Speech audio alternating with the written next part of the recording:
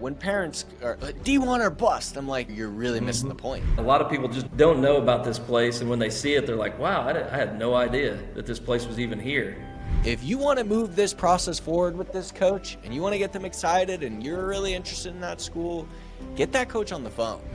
The admitted guys are always going to get preferential treatment over the guys that aren't doing anything, aren't filling out the recruit information link, aren't getting the application done, don't have their FAFSA done. You have to have questions ready. It's so important to manage your academics in high school. We don't look for stars or anything like that. We look for film and GPA. You got to have the good GPA, you got to have film out there. Most people just have no idea what it even is, let alone know that it's scholarship level football. There's literally, if he's not answering a text, then, we don't want him. It's just really good for parents to hear, right?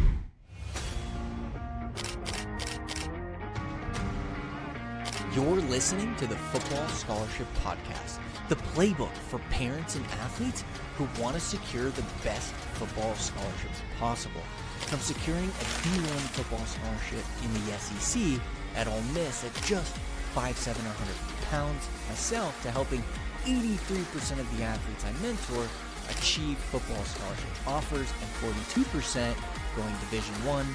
I've learned countless lessons that I'll be sharing right here with you. Join me and my co-host Brian Overton, who has 15 years of D1 college football recruiting experience, as we interview top experts, successful athletes, and discuss current recruiting trends. Together, we'll help you navigate the recruiting process so you too can achieve your dream of running out of that tunnel in front of 100,000 screaming fans.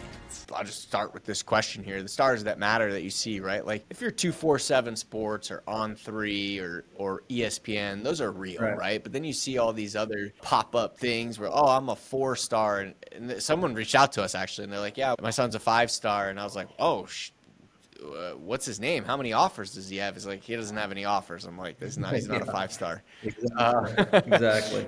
Yeah. So really just educating them on that, obviously. But that's interesting that for you, it's like when you see people like that, that'll even maybe keep you from reaching out to them. It's just really good for parents to hear, right? Because, they just don't understand it. So what can you share with parents around that, like these fake star ratings and stuff that people are giving out on X and stuff like that? Well, really, like I said before, with a school like us, which, we're just now entering the NAIA kind of, level. We've been sprint. We're a young program. We've only been around since 2022. So, whenever we see something like that, it's not, I wouldn't say a turn off. It's just, hey, let's move on to the next one. We've got a ton of kids that reach out to us. So let's get to those guys first. And before we, search out we don't look for stars or anything like that. We look for film, number one. Film and GPA. You got to have the good GPA. You got to have film out there. Don't put a 15-minute film clip out there. Keep it short, 3 to 5 minutes. Put your best plays up front. I'm sure every coach kind of goes by that, but it really helps us evaluate better, and then we'll go from there really and reach out and contact the player. You see a lot of times now you get these offers that are uncommittable.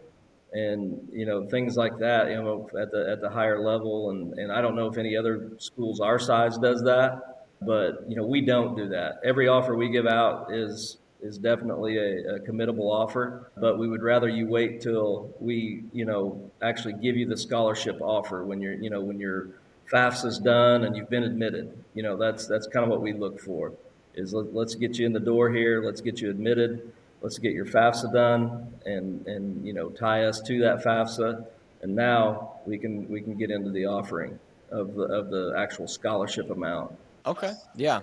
So it's kind of interesting, kind of the dynamic of the recruiting process that some coaches do this, some coaches do that, but I think you hit it right off the bat, and this is really important, is film and GPA, right? Like those are the first things you'll look at before maybe seeing if they're a culture fit.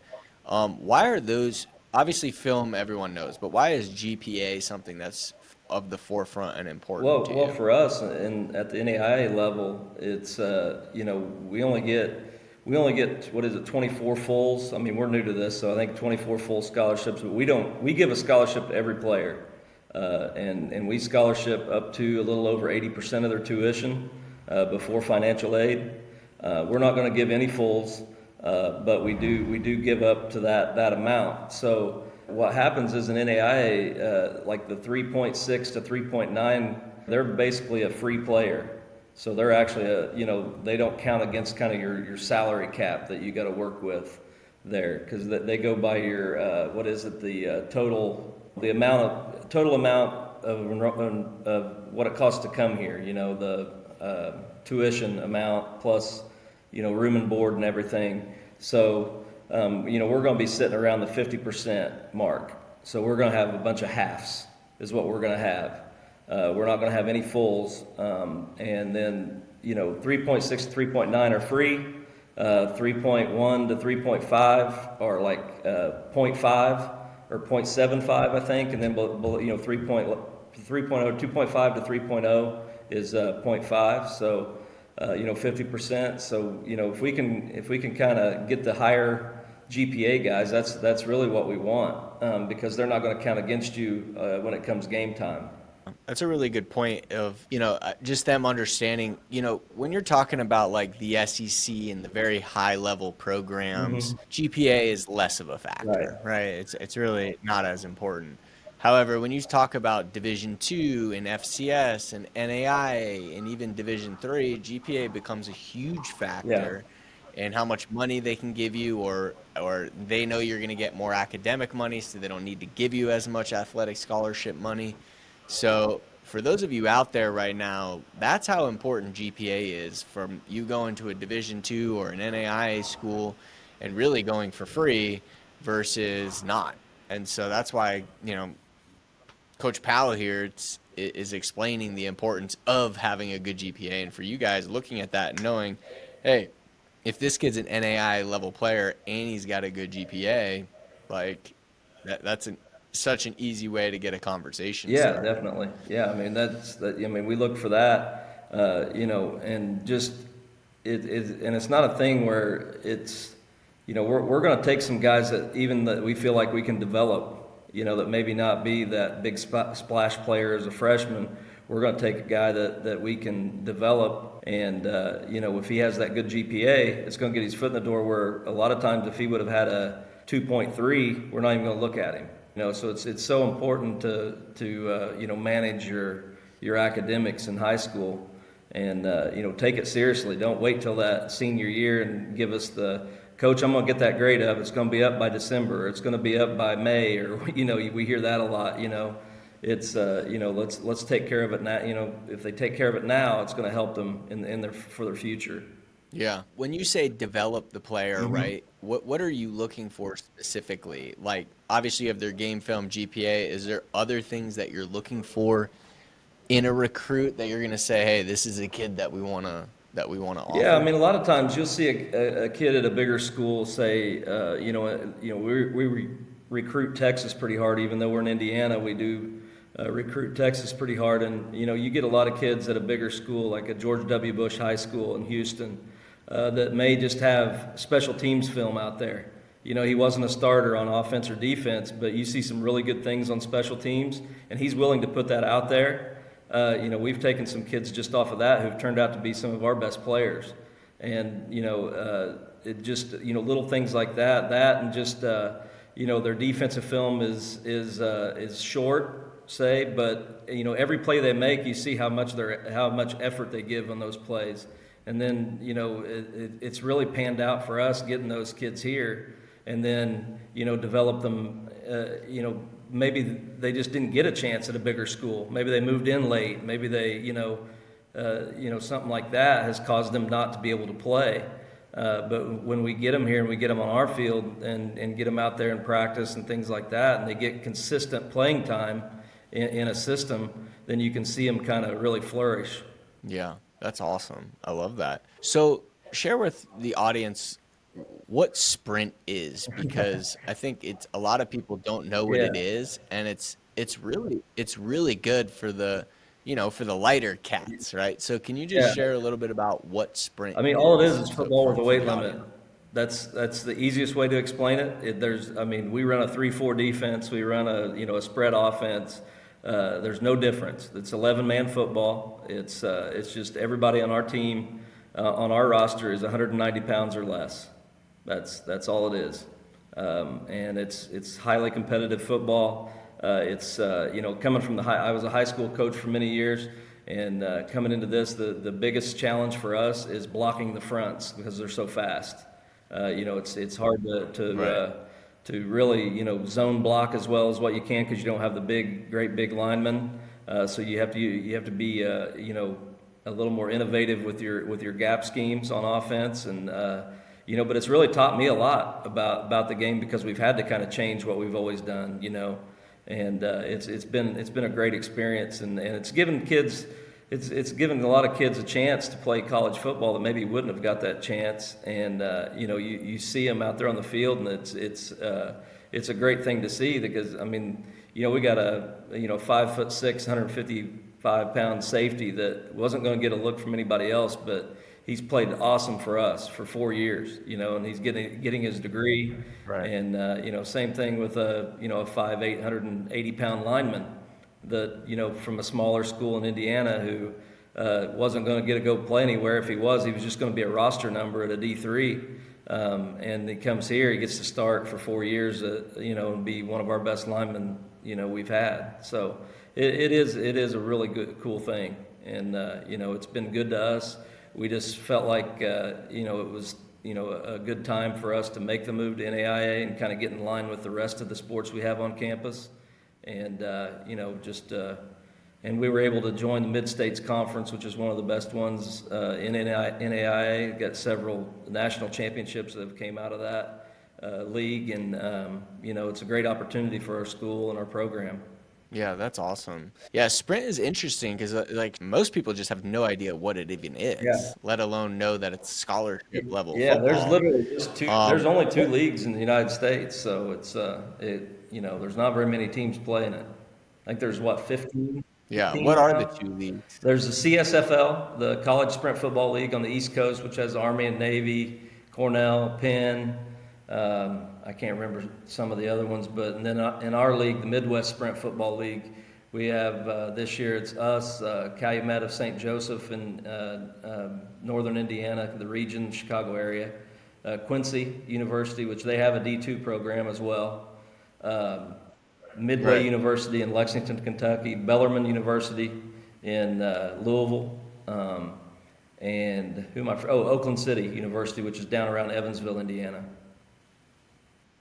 Yeah. Yeah, I know Quincy has a D2. So a lot of those, like on the East, they do have regular, like Army, Navy, they have their regular Division Yeah, One, and then they also have sprint yeah, teams. And these are scholarship right. programs. Yep. So it's interesting because like I didn't know about it when I was coming out, and I'm like, man, at my size, I wish I would Yeah, have me known too. about the Me sprint league. too. And so Because it's been around since for the family, what, not 1930s it was developed, but really like the league kind of formed in like 1954, I believe, the College Sprint Football League, and then we formed ours in 2022. yeah, and it's wild because the sprint football, like I've watched the games and I'm like, these are awesome. This is like it's fun to watch. It's not like, oh, this is, Oh yeah, yeah. it's It's fun. been Like fun. it's exciting. Yeah, and it was wild because I mean, Yeah. whenever I took the job and we started practice that first year, never been around it, never, and I mean, as a coach, you don't even didn't even think it was any different, right? And then the one time I noticed Right. was whenever we were working on extra point. It's like, man, we got to be missing somebody here, And then I thought, no, man, our linemen are just so little that It's so yeah, small. you can't like interlock your feet. You have to go like foot to foot and try to figure out a better way to protect it because you leave the edges too close if you go kind of interlock them. Right. So yeah, that was Oh, that's pretty neat. funny. Wow. Okay. Now you guys don't have a regular team. It's just sprint Right? at Yeah. at the Yeah. school, correct? Yeah. Okay. Parents of high school football players, you're probably already investing in private schools, trainers, nutritionists, camps, and travel, doing everything you can to help your son, but he's still not getting the level of exposure he deserves, and all that effort is going to waste. That's why I created the Football Scholarship Playbook, and inside are the exact step-by-step systems, scripts, and templates I used to earn a Division I SEC scholarship at Ole Miss at just 5'7" and 150 pounds, and that I now use to help athletes just like your son, where 89% of the players who follow this playbook earn scholarship offers. And right now, I want to send you a copy completely free. All that I ask is that you just cover shipping. So if that sounds interesting, click the link in the bio or go to gonextplay.com/free, grab your copy today, and give your son the proven system to earn the offers he deserves. So let's talk about recruiting. You know, from the sprint perspective, how does that affect your recruiting process? You said you recruit a lot in Texas. Walk me through kind of the recruiting process and how you go about doing that from, since you are in the sprint league and you do have that weight requirement. Well, I mean, like I said, we get a lot of messages from kids. Really, Twitter or X, whatever you want to call it, is probably one of the best recruiting tools coaches have these days. Now we're getting a lot more emails than what we've ever got, but kind of going back, we use Twitter for the guys from I would guess recruits from distance, Texas and everywhere else. I mean, we've recruited players from Hawaii. We had two kids from Hawaii too, a couple years ago. But basically, you just reach out to them. You review their film and everything, kind of check into them. And we review their film. We reach out to them. We talk to them. We always offer to talk to the parents as well, just to kind of give them an idea of what we're talking about scholarship wise, and kind of explain how that works and everything. But really, that's kind of how it goes for us. And then we kind of cycle our recruits about every week or two. Another one of the coaches on staff will reach out to them and just try to get everybody's kind of feel of them. Talk to them on the phone, text with them.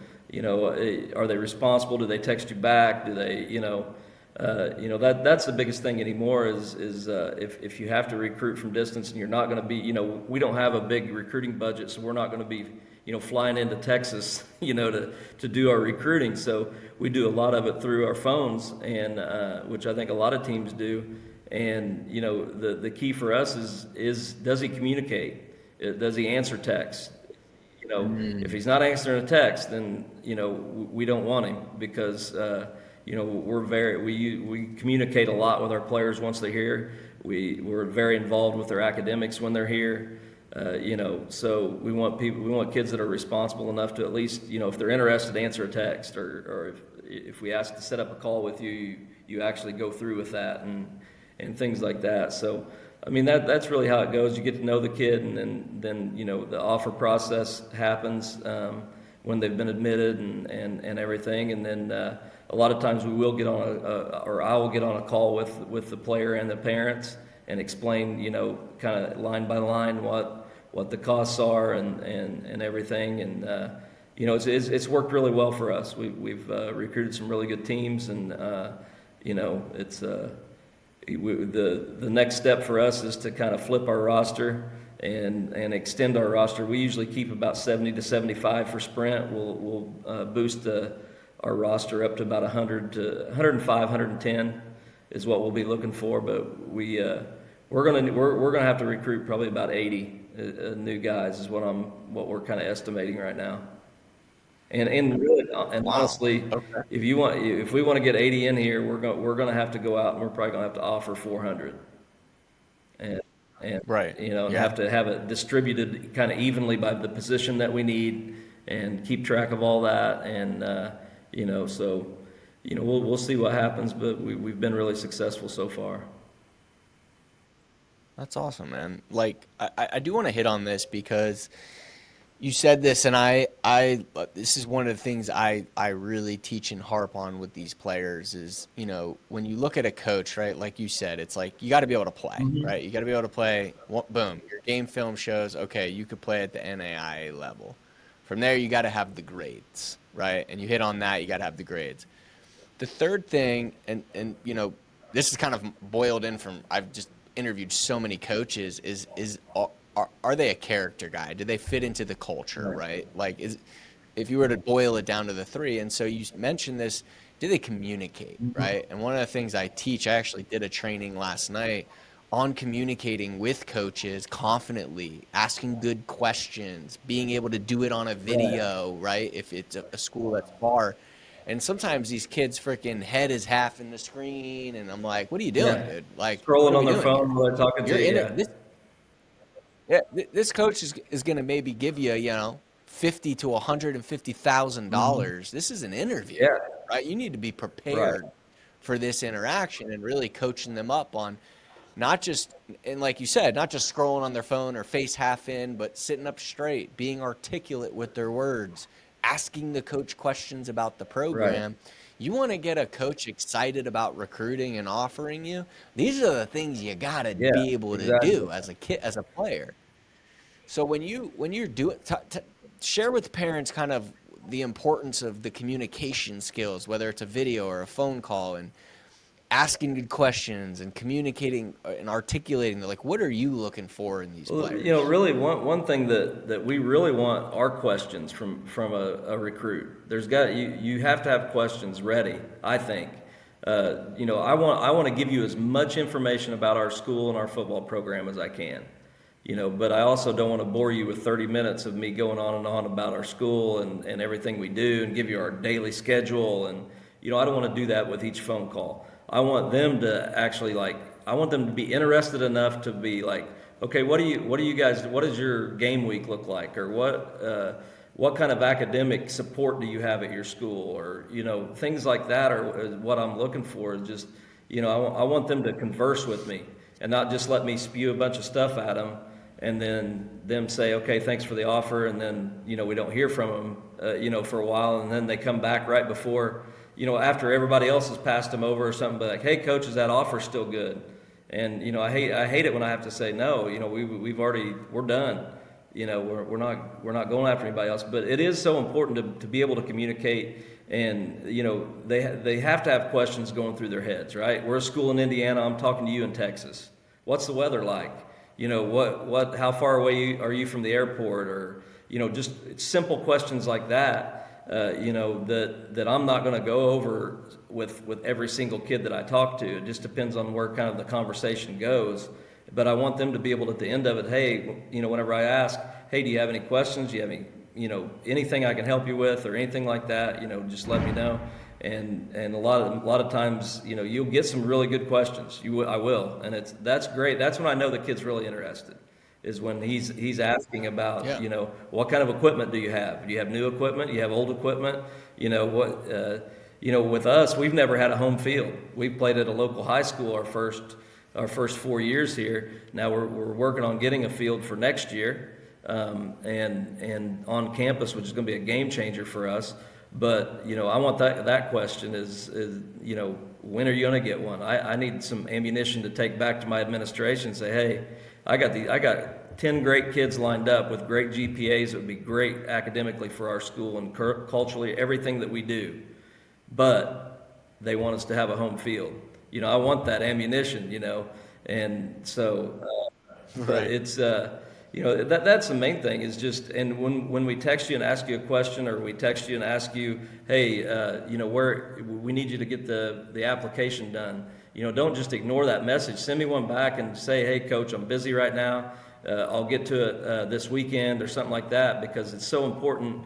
That way we can kind of track, okay, the admitted guys are always going to get preferential treatment over the guys that aren't doing anything, aren't filling out the recruit information link, aren't getting the application done, don't have their FAFSA done. They just continue to drop to the bottom, whereas these guys that continue to get things done and communicate with us just keep rising, and they're going to be the first ones that we offer. And I mean, we may not be in their ballpark financially, but at least give yourself a chance to get some choices. I think a lot of kids get like, they say, I got 9, 10, 11 offers, but how many of those schools did they actually apply to and see? There's a lot of schools that line up pretty even, but if you get stuck and you only just like apply to one school, you may be missing out on a lot of chances you could have had if you would have like filled out all the applications and got that monetary offer from every school. I think you take advantage of every opportunity you get if I'm being recruited. Yeah, it's a great point, man. I think, going to the communication part, just like if you want to get a college coach excited about recruiting you and excited about offering you, it's your ability to communicate with the college coaches on a video, on a call, in text. This is what coaches are looking for. They're testing you. It's like a job interview, right? I want an offer. I want this guy to give me $100,000 in scholarship. Okay, well, you failed the job interview. Yeah, exactly. They're not Yeah. interested in it. Like, If you're interested, act people interested. think, recruiting is what we want. Right. If you're not, tell us. We'll move on. Yeah. I mean, we're not going to bother you with texting you over and over again or trying to call you or anything like that. Be honest with us. Hey, coach, I found a local school that I really like. I'm probably going to go there. Hey, we'll wish you the best. I mean, we want every kid to find a home. We really do, that wants to play college football. But if we can get you here, great. If not, we want you to be successful. But tell us, so we're not constantly, taking you off our lists or whatever, too late when you could have just said, hey, coach, not interested. We're good with that. Yeah. If you're already spending thousands on personal trainers, nutritionists, private schools to help your son live his dream of playing college football, but he's not getting the exposure he deserves, and you don't want to let him settle for average, then you're going to absolutely want to be at this live training that I'm doing, where I'm going to share with you exactly what you can do to help your son to start getting 5 responses from college coaches every single day, from how to properly set up his social media profiles to when and how to post, to actually send the right messages to the right coaches so that they actually respond, and how do you respond when they do respond. So you don't have to spend thousands of hours trying to figure it out because you probably don't have the time, and so that you have everything you need to help your son be successful. So you're absolutely going to want to leave there. I'll leave a link below where you can register. Look forward to seeing you there. Okay. Now let's talk about the recruiting on the front end, right? Like one of the things I teach the players to do, right, is they're reaching out and, finding the coach that's responsible for recruiting their area, and then communicating with that coach and really working with them to get them to watch their highlight video and share with them that they got a GPA that they can get in with. And we teach them to do it email and X so that you could try to hit both places, because some coaches use email and some coaches use X, right? So what's kind of your process for evaluating players that reach out to your staff and recruiting different areas? Usually, the most important thing just right off the bat is be patient with us, especially during the season. Don't get discouraged if you don't hear from us, like that day. A lot of times it's going to be a week or a time where we get a little bit of time where we can review some film and we can reach out to recruits during the season. We try to get to all of them, but there is a lot of them that message us, and but our kind of the way we do it is, no matter who gets the message from the recruit. A lot of the assistant coaches will say, hey, what do you think about this guy or something like that, and I'll watch his film, or I'll watch a guy's film and I'll send them to my assistant coaches. I give my assistant coaches a lot of freedom. I trust that they know the game of football, and I know that, if they like a guy, you don't have to come and ask me. I'm not the sole offering guy. I know a lot of coaches, only the head coach gives out offers, and that's fine. But, for me, for my time, I can't do that. I don't want it to be a quick, hey, you're offered type deal. I want to be able to, if I'm going to call a kid, I want to sit down and talk to him for a while. and I want our guys that are doing the offering, all of our coaches, when they offer a kid, to be able to talk to them for a while and not just, send them an offered graphic and say you're offered. We want you to know why we're offering you, and you laugh, but that happens a lot. I'm laughing because I know Yeah, it's true. exactly. Yeah, yeah. And we don't want to be like that. We want to actually give the kid the information that we want him to know, and give him an opportunity to ask questions and things like that. But really, that's how it goes with us. Messages or emails. The person that gets it's going to look at the film. They're going to pass it on to maybe the position coach, or we go more positions than we do like regions. So I kind of handle really about any position than our OC, and he'll handle the quarterbacks and things like that. We kind of go down the line that way. But that's how it kind of works. And if they like the kid's film, they'll follow him. They'll set up a call with them. We always want to call before we not just have a text conversation. We want to call and get to know the kid a little bit. And, if we can meet them in person, we will. We recruit really heavy in our area and in our state. So, we're probably 60%, 70% Indiana, and then over 50% is just from our little Wabash Valley area here. And then we kind of branch out from there to the bigger schools in Indianapolis and things like that. And then the next state that we have the most kids from is Texas. We have more from Texas than we do from Illinois, Ohio, Kentucky, Michigan combined. And that's all of our bordering states, but we have more from Texas than we do our bordering states. Interesting. And, and the reason is because you call a kid from Texas, they're going to get that application done, and they're going to have their FAFSA done, and they're going to be ready to offer within days. Where with a lot of kids, they'll let it stretch out and stretch out and stretch out and not get the things done.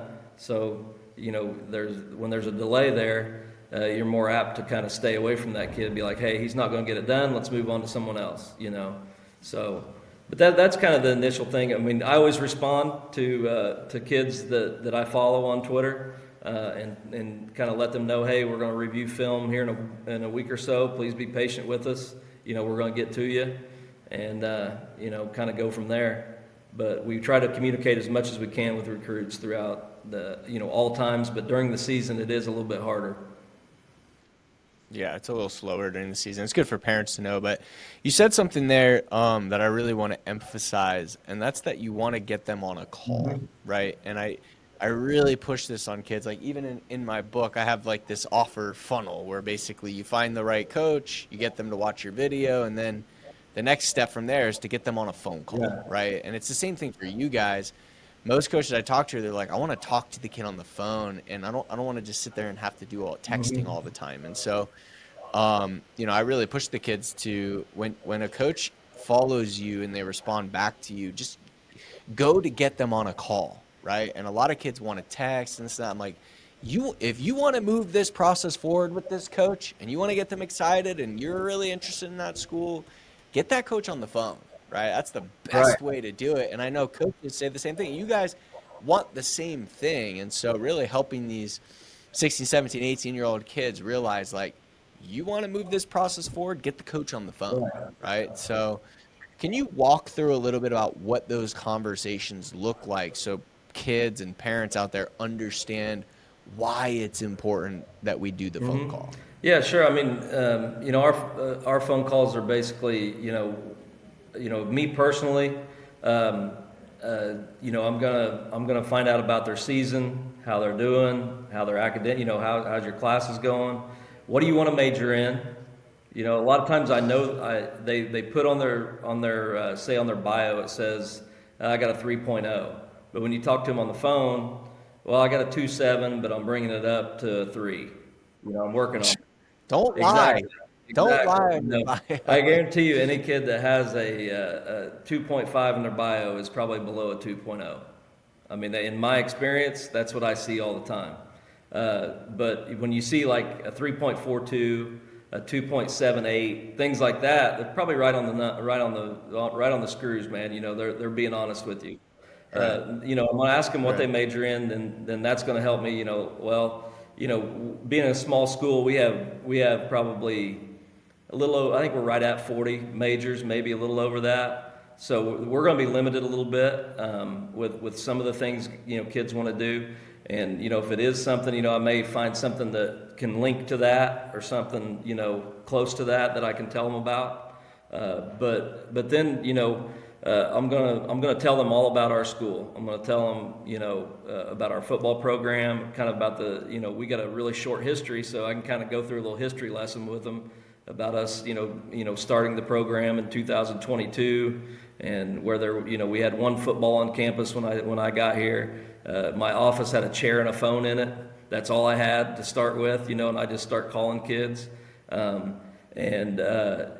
kind of tell them a little bit about, we've had a really successful program, so I like to tell them about that, and just kind of let them know that all the pertinent information, that we have a beautiful campus that really nobody knows about.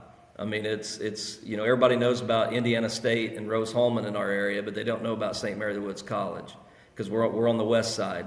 And, not many people know about that. And plus we're new to football. Not a lot of people realize we even have a football program. So it's just educating them on our school and kind of our school's history and just a brief, kind of here's what we look like, here's everything. We do have a great campus and great academics and everything. And then, I'll open it up to them for questions. Do you have any questions at all about anything I've told you? I'll explain the scholarshiping process to them.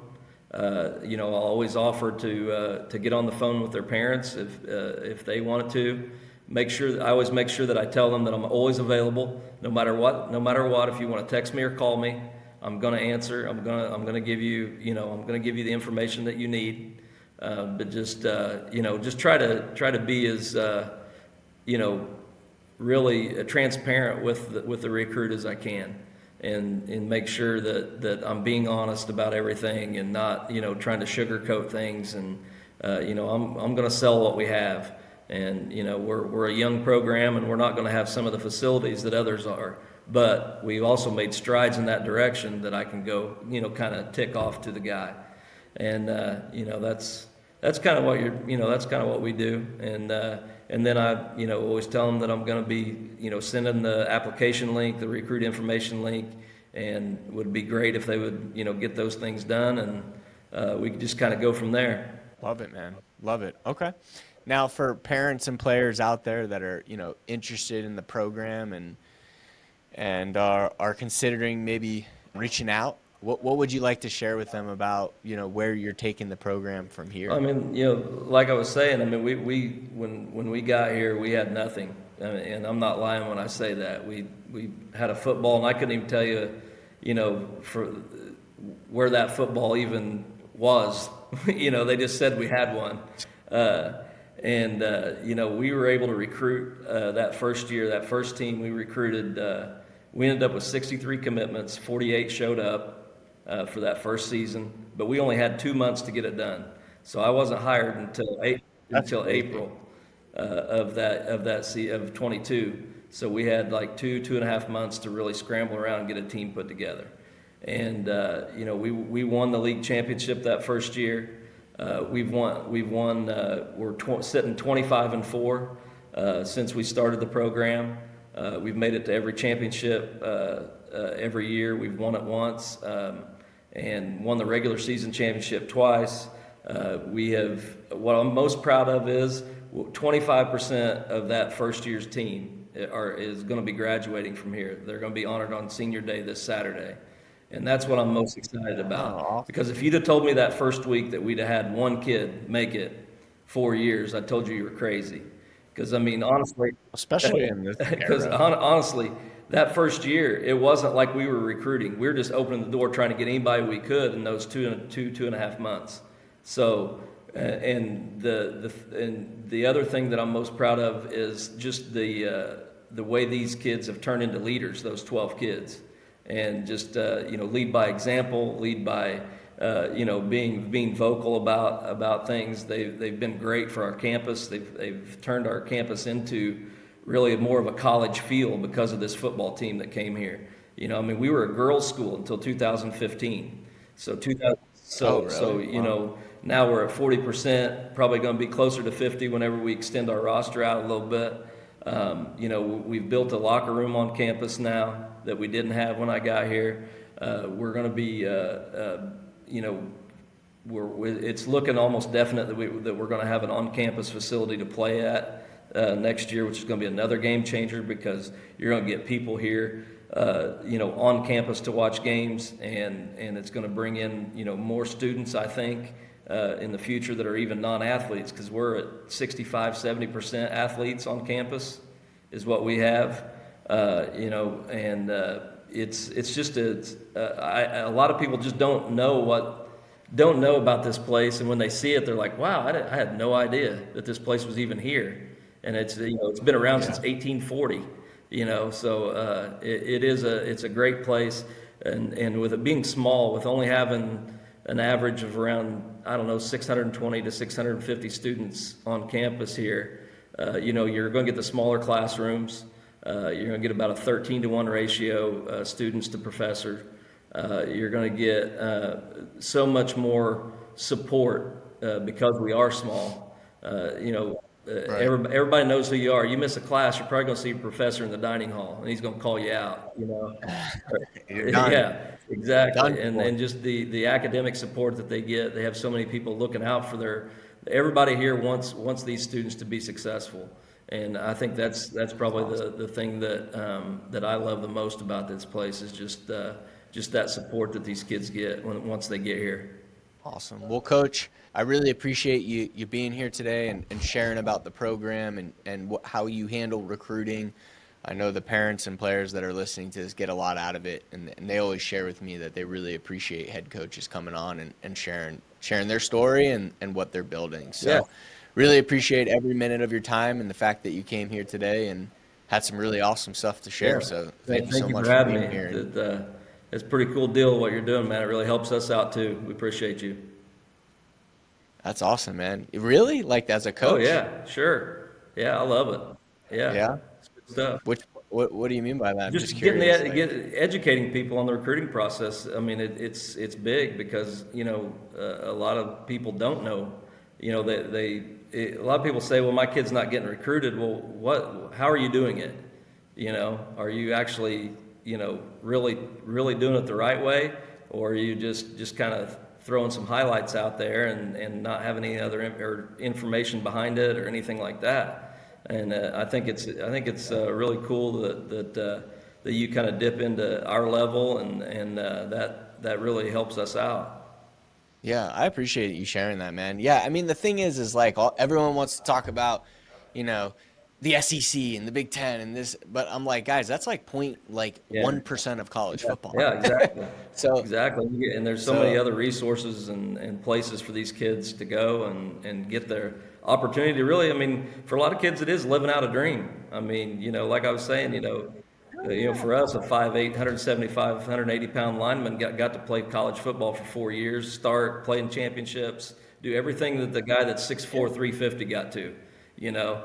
So it's just it's college football. There's nothing like it, and it's awesome.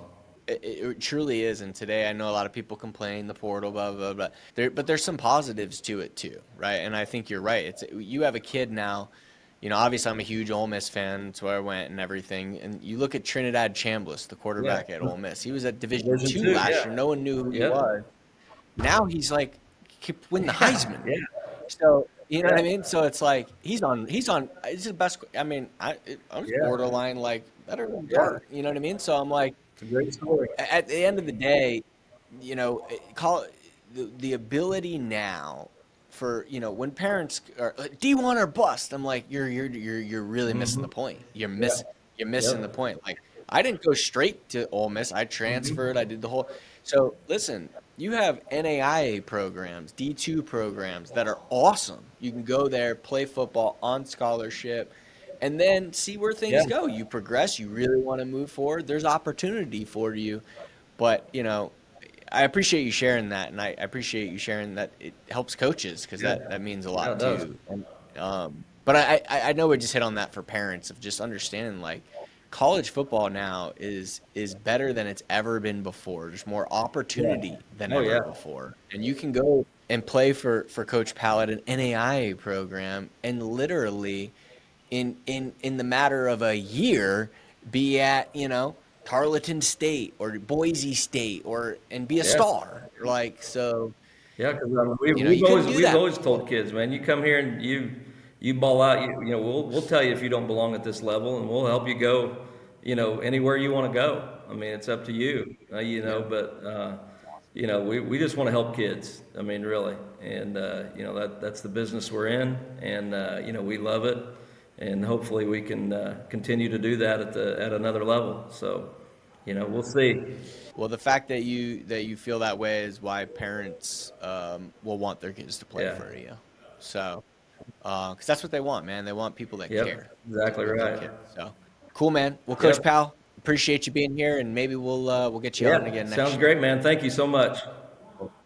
Thank you for listening to this episode of the Football Scholarship Podcast. If you enjoyed the show, make sure to subscribe and leave us a review. And for more free resources, or if you're interested in working with us, visit gonextplay.com.